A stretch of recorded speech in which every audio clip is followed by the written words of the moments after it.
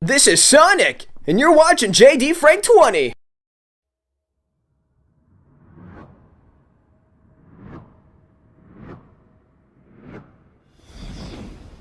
Yeah, you see, Gamefreak does their directs even better than Nintendo. But then again, Gamefreak owns like 75% of Pokemon, so it's too expected. I like the fact that they did their own special, direct style instead of just putting it last week. Because let's be honest, last week's Nintendo Direct was fucking shit. Let's be honest, there's no sugarcoating anything. And this is pretty dope. Now, I know there were other games showcased like Pokemon Snap, which comes out on April 30th this year. It's pretty good, but like I said, it's a spin-off series. Not really into the spin-off games, but some people are, so hey, good for you. I mean, that's cool. It's a good buy, and sounds like fun. I might pick it up, but like I said, not at full price. I'm not comfortable at that. Now let's talk about the real meat and potatoes, which is Pokemon Shining Diamond and Pokemon,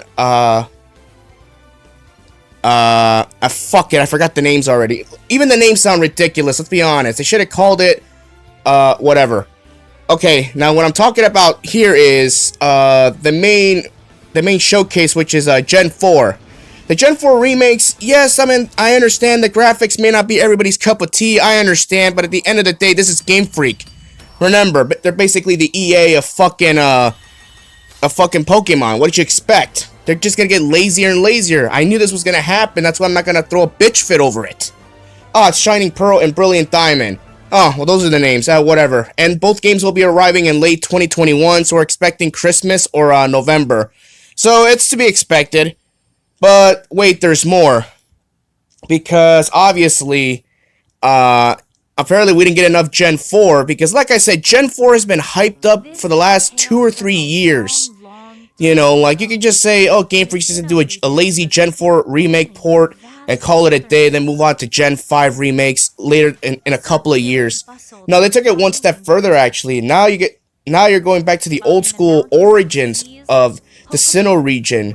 And I like this. This is pretty cool, actually.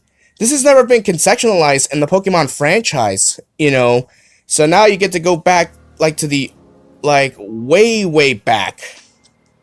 Before, Sinnoh had, before it became, before you had towns and everything, this is all old school. This is awesome. Now, when I first saw this, I honestly thought this was going to be an expansion pack or maybe DLC. It's not. It's going to be its own standalone game.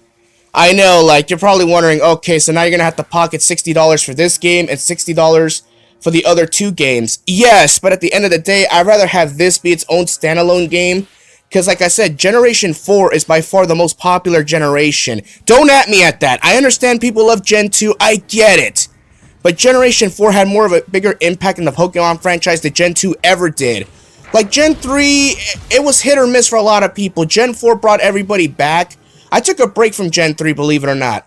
Gen 4 brought me back to the good old days, the Nintendo DS, playing Pokemon Pearl with friends and back in high school. So that was pretty dope.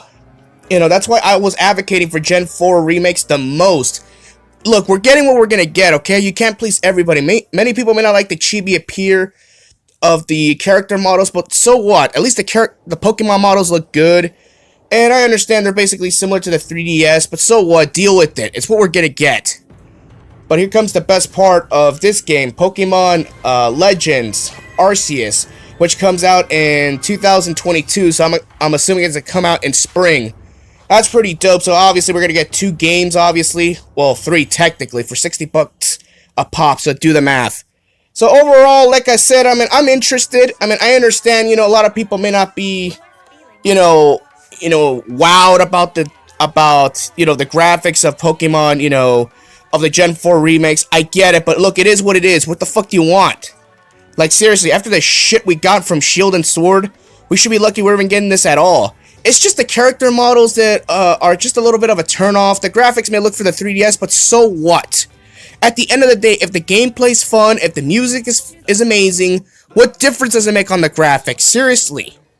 I know you're gonna bitch and moan, oh, it's $60 for a lazy port. Hey, deal with it. This is what we have to deal with Game Freak from now on. We've been dealing with this shit for the last, almost a decade. Generation 6 was lazy, Generation 7 was lazy, Generation 8 super lazy with 3 bullshit expansion packs. What the hell did you expect? But other than that, you know, like I said, it's Gen 4, you know, we're all gonna buy it regardless. So don't try to say, oh, I'm gonna worst direct ever. Like, don't try to be that kind of person. You can be if you want, but let's be honest. I think it's safe to say that all of us is gonna at least buy one of these 3 mainline Pokemon games. Well, I wouldn't consider Pokemon Snap. Well, it's a spin-off game, but you know what I mean. And I'm assuming that game's gonna be $60. So again, let me know what you all think, and I want to thank Edward for giving me the information. Like I said, I was at work, so I really couldn't figure this out on my own until I saw the direct personally. So I appreciate you for giving me the intel. And yeah, so let me know what you all think, and I'll talk to you all later.